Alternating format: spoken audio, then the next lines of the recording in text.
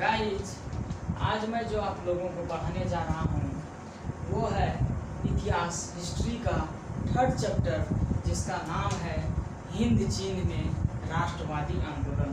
क्या नाम है चैप्टर का? हिंद चीन में राष्ट्रवादी आंदोलन। तो गाइज, मैं आप लोगों को इससे पहले वाले क्लास में 5 क्वेश्चंस करा चुके हैं और मैं उसके बाद वाला क्वेश्चंस आप लोगों को आज पढ़ाऊंगा। तो गाइज, ये क्वेश्चन जो है बहुत ही महत्वपूर्ण है, बहुत ही अच्छा है। आप लोगों को पढ़ के लगता ही होगा कि क्वेश्चन कैसा है। ये क्वेश्चन आप लोगों को 100% एग्जाम में पूछेगा और इस बार उतना हार्ड क्वेश्चन नहीं पूछेगा, तो इसलिए उतना डीपली में नहीं जाते हैं, क्योंकि जिस अनुसार से सिलेबस, देखिए सिलेबस कुछ शॉर्ट किया है, क्योंकि ये लॉकडाउन के दौरान, कोरोना के दौरान स्टूडेंट सब का उतना अच्छा तैयारी नहीं है, लेकिन इसलिए शिक्षा विभाग ने क्वेश्चन को कुछ शॉर्ट किए हैं। इसलिए आप लोग थोड़ा मेहनत कर दीजिएगा तो अच्छा रिजल्ट आ जाएगा। तो दोस्तों, अब क्वेश्चन पे आइए। क्या कर रहा है क्वेश्चन कि कार्ल मार्क्स के विषय में आप क्या जानते हैं? कार्ल मार्क्स के विषय में आप क्या जानते हैं? तो इससे पहले वाले चैप्टर में भी हम आप लोगों को कार्ल मार्क्स का विषय में पढ़ाए थे, लेकिन आज फिर पढ़ाते हैं, क्योंकि ये बहुत महत्वपूर्ण क्वेश्चन है कि कार्ल मार्क्स के विषय में आप क्या समझते हैं। तो कार्ल मार्क्स का जन्म जर्मनी के राइन प्रांत के टियर नगर एक यहूदी परिवार में हुआ था।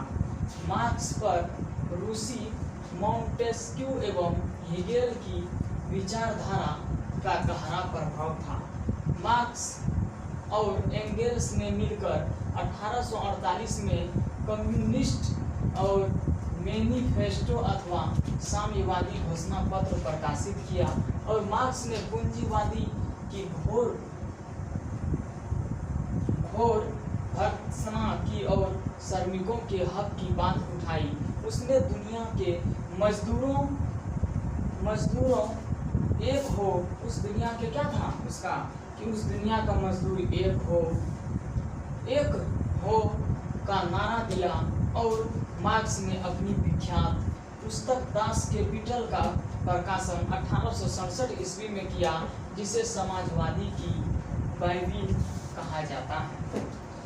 तो देखिए दोस्तों, मार्क्स जो था उसने क्या किया था कि कार्ल मार्क्स का जन्म कब हुआ था? तो इसका जन्म जर्मनी में हुआ था और इसके राइन प्रांत के टियर नगर एक यहूदी परिवार में हुआ था। कहाँ हुआ था? कि राइन प्रांत के टियर नगर में एक यहूदी परिवार में हुआ था और मार्क्स पर रूसो, मॉन्टेस्क्यू एवं हेगेल का विचारधारा का गहरा प्रभाव था। किसका था? मॉन्टेस्क्यू और किसका? हेगेल की विचारधारा का क्या था? गहरा प्रभाव था। मार्क्स और एंगेल्स ने मिलकर 1848 में कम्युनिस्ट और मैनिफेस्टो अथवा साम्यवादी घोषणा पत्र प्रकाशित किया। तो मार्क्स ने पूंजीवादी की घोर भर्त्सना की और श्रमिकों के हक की बात उठाई और उसने दुनिया में मजदूरों एक हो का नारा दिया और मार्क्स ने अपनी विख्यात पुस्तक दास कैपिटल का प्रकाशन 1867 में किया, जिसे समाजवादियों की बाइबिल कहा जाता है। जिसे क्या कहा जाता है? समाजवादियों का बाइबिल कहा जाता है। समाजवादियों का बाइबिल कहा जाता है। समाजवादियों का बाइबिल कहा जाता है। समाजवादियों का क्या कहा जाता है? उसे बाइबिल कहा जाता है। दोस्तों, अब नेक्स्ट क्वेश्चन है कि गांधी जी ने असहयोग आंदोलन क्यों आरंभ किया? यह प्रथम जन आंदोलन कैसे था? क्या कर रहा है क्वेश्चन कि गांधी जी ने, किसने? गांधी जी ने। गांधी जी कौन थे हमारे देश के? राष्ट्रपिता। कौन थे? राष्ट्रपिता। हमारे देश के राष्ट्रपिता किसे कहा जाता है? गांधी जी को। इसका जन्म कब हुआ था? 2 अक्टूबर 1869 को गांधी जी हमारे देश के राष्ट्रपिता थे। इसने क्या किए थे कि गांधी जी ने असहयोग आंदोलन, कौन आंदोलन, असहयोग आंदोलन आरंभ किया। यह प्रथम जन आंदोलन कैसे बना, किसने असहयोग आंदोलन आरंभ किया था। आरंभ मतलब क्या होता है, लागू करना, चालू करना। किसने किया था, गांधी जी ने। यह प्रथम जन आंदोलन कैसे था, तो आइए आंसर में देखते हैं कि रौलट कानून, जालियांवाला बाग हत्याकांड के विरोध में। कौन कानून, रौलट का एक्ट जो था वह कानून जालियांवाला बाग हत्याकांड के विरुद्ध में तथा खिलाफत आंदोलन के समर्थन में गांधी जी ने असहयोग आंदोलन चलाने का निर्णय लिया।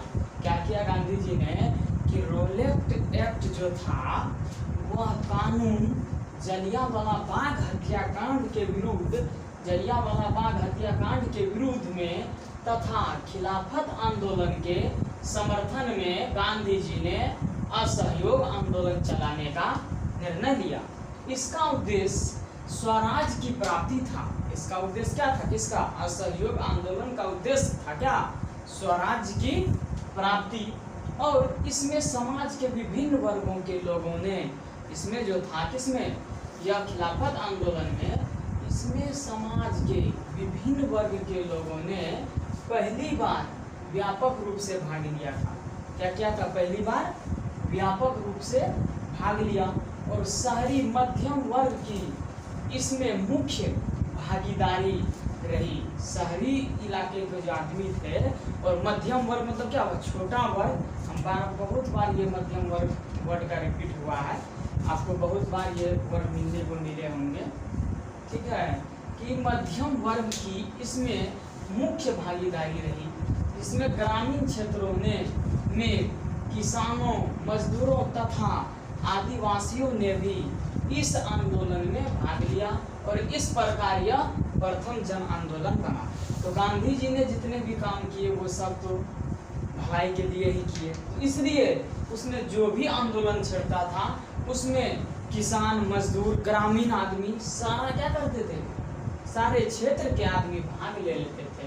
तो इस प्रकार वह क्या हुआ, इस प्रकार वह प्रथम जन आंदोलन भी बना। अब नेक्स्ट क्वेश्चन है कि हो ची मिन्ह मार्ग के संबंध में लिखे। क्या है नेक्स्ट क्वेश्चन, कि हो ची मिन्ह मार्ग के संबंध में लिखे। तो हो ची मिन्ह साम्यवाद से प्रभावित था।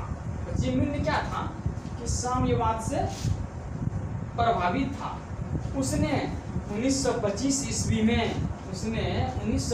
ईस्वी में वियतनामी क्रांतिकारी दल का गठन किया था। उसने क्या किया था 1925 ईस्वी में, वियतनामी क्रांतिकारी दल का गठन किया एवं फ्रांसीसी साम्राज्यवाद से लड़ने के लिए उसने कार्यकर्ताओं के सैनिक प्रशिक्षण की व्यवस्था भी की थी।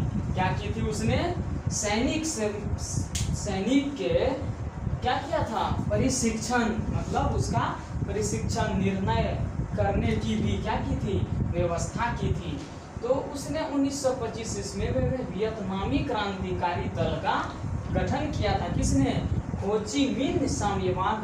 हो ची मिन्ह ने क्या किया था 1925 ईस्वी में वियतनामी क्रांतिकारी की, कौन क्रांतिकारी, वियतनामी क्रांतिकारी दल का गठन किया था, जो फ्रांसीसी साम्राज्यवाद से लड़ने के लिए कार्यकर्ताओं के सैनिक प्रशिक्षण की व्यवस्था भी की।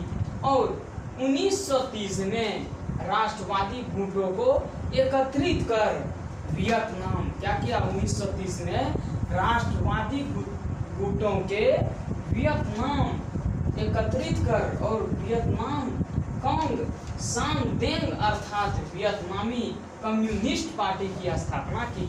किसकी स्थापना की थी, 1930 ईस्वी में राष्ट्रवादी गुटों को एकत्रित कर और वियतनाम कांग सान देंग अर्थात वियतनामी कम्युनिस्ट पार्टी की स्थापना की। किसने, हो ची मिन्ह ने। किस ईस्वी में, 1930 ईस्वी में। आप लोग को यहाँ से ऑब्जेक्टिव क्वेश्चन पूछ सकता है कि 1930 ईस्वी में कांग सान देंग की स्थापना किसने की थी?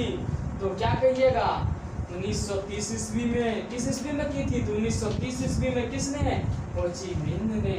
तो राष्ट्रवादी गुटों को क्या किया था? एकत्रित कर और वियतनाम कांगसम देंग अर्थात वियतनाम कम्युनिस्ट पार्टी की स्थापना की और विश्वव्यापी आर्थिक मंदी एक फ्रांसीसी सरकार की क्रूरता के कारण एक फ्रांसीसी सरकार की क्रूरता के कारण यानी उसका दुष्प्रेरणा के कारण हो ची मिन्ह ने राष्ट्रवादी आंदोलन को तीव्र किया। उसने क्या किया? राष्ट्रवादी आंदोलन को हो ची मिन्ह ने इसकी क्रूरता पर, किसकी क्रूरता पर?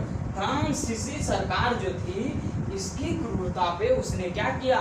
हो ची मिन्ह ने राष्ट्रवादी आंदोलन को तीव्र की। तो दोस्तों आप लोगों को समझ आ गया होगा। हम फिर से एक बार दोनों क्वेश्चन को रिपीट करते हैं क्योंकि बहुत महत्वपूर्ण क्वेश्चन है। गांधी जी ने असहयोग आंदोलन क्यों आरंभ किए? यह प्रथम जन आंदोलन कैसे बना? तो रौलट कानून, जलियांवाला बाग हत्याकांड के विरुद्ध में तथा खिलाफत आंदोलन के समर्थन में गांधी जी ने असहयोग आंदोलन चलाने का निर्णय किया। इसका उद्देश्य किसका? गांधी जी का उद्देश्य स्वराज की प्राप्ति था। क्या था उसका उद्देश्य? स्वराज की प्राप्ति था। और असहयोग इसमें समाज के विभिन्न वर्गों के लोगों ने पहली बार व्यापक रूप से भाग लिया था।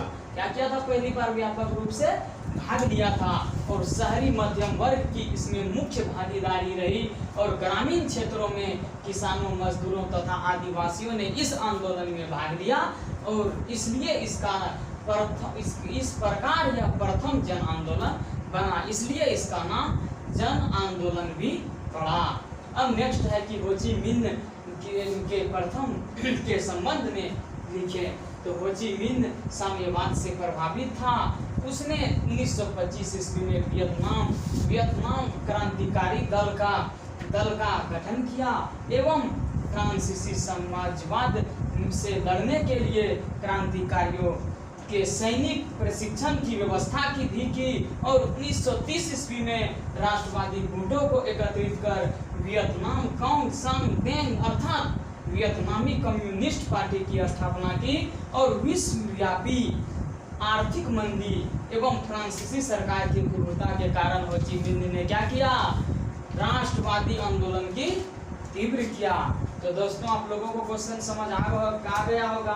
आप लोग नोट्स जरूर बनाइए और याद जरूर कीजिए क्योंकि एग्जाम के फोकस से ही ये क्वेश्चन है।